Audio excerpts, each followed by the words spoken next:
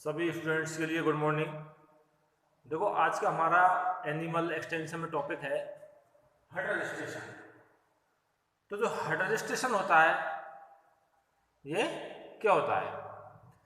तो विभागीय नियमों के अनुसार जिस फर्म पर कम से कम 5 गाय भैंस अच्छी एवं उन्नत नस्ल के होते हैं, 5 गाय भैंस अच्छी एवं उन्नत नस्ल के होते हैं और उनका नजदीक के पशु चिकित्सालय में पंजीयन कराया जाता है। और उस जो पालक होता है उसके पशुओं का लेखा जोखा एक पंजिका में लिखा जाता है, पंजिका में रखा जाता है, उसे हड रजिस्ट्रेशन कहते हैं। और नजदीकी चिकित्सालय में, जो नजदीकी पशु चिकित्सालय होता है उसमें पंजीयन। तो विभागीय नियमों के अनुसार 5 गाय भैंस अच्छी नस्ल के होते हैं और नजदीकी चिकित्सालय में उनका पंजीयन कराया जाता है। और जो उस पालक के जो पशु को जो लेखा जोखा होता है एक पंजिका में रहता है, उसे हड रजिस्ट्रेशन कहते हैं। अब आते हैं इसके लाभ।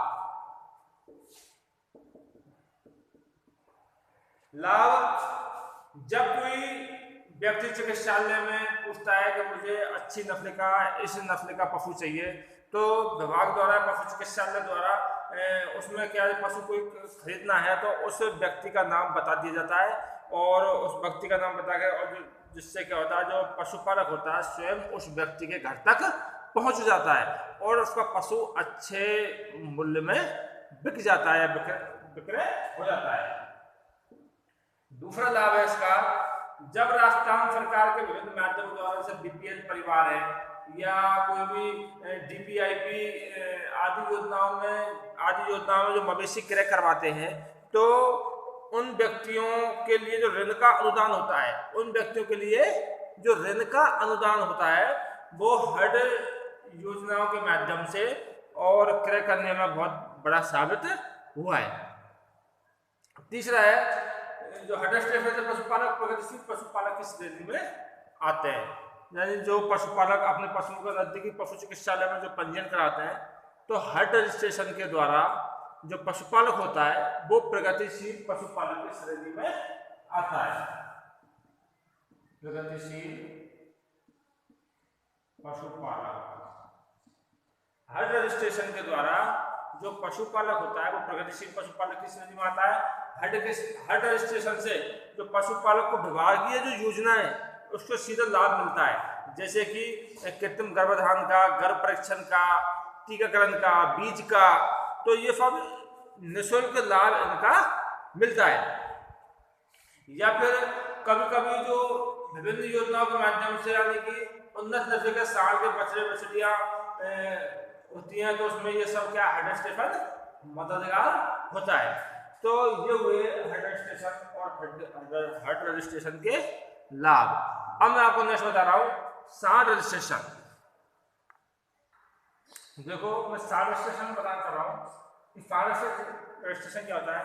किसी भी हेड का सांड होता है वो किसी भी हेड का 50% होता है, क्योंकि 50% जो संतान होती है उसमें 50% लक्षण सांड के होते हैं। तो जो किसी भी हेड का 50% सांड होता है, ये प्रजनन का सिद्धांत है। तो इसमें जो उन्नत किस्म का सांड होता है, यदि उन्नत नस्ल का सांड होता है, उन्नत किस्म का सांड होता है, तो उससे अच्छी नस्ल पैदा होगी। और यदि अच्छी नस्ल पैदा होगी तो वहां का उत्पादन भी आवश्यक रूप से बढ़ेगा, यानी अच्छा उत्पादन होगा। तो इसी आशय को लेकर जो पशुपालन विभाग है उसने सांड रजिस्ट्रेशन कार्यक्रम को लागू किया था। इस कार्यक्रम के अंतर्गत जो पशु चिकित्सालय के जो प्रभारी हैं उनको निर्देशित किया गया कि अपने क्षेत्र में यदि कोई उन्नत नस्ल के सांड है तो उनका पंजीकरण करें। तो सांडों का मुख्य रूप से व्यक्तिगत जो डाटा है, लक्षणों के आधार पर उनका चिन्हित करें, उसका प्रजनन टेस्ट का रिकॉर्ड हो तो उसका भी विशेष ध्यान रखें।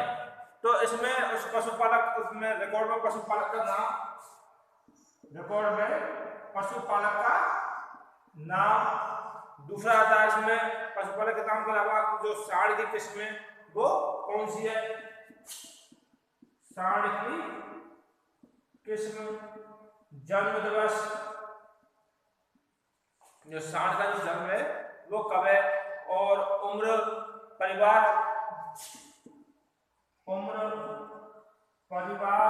प्रोजेनी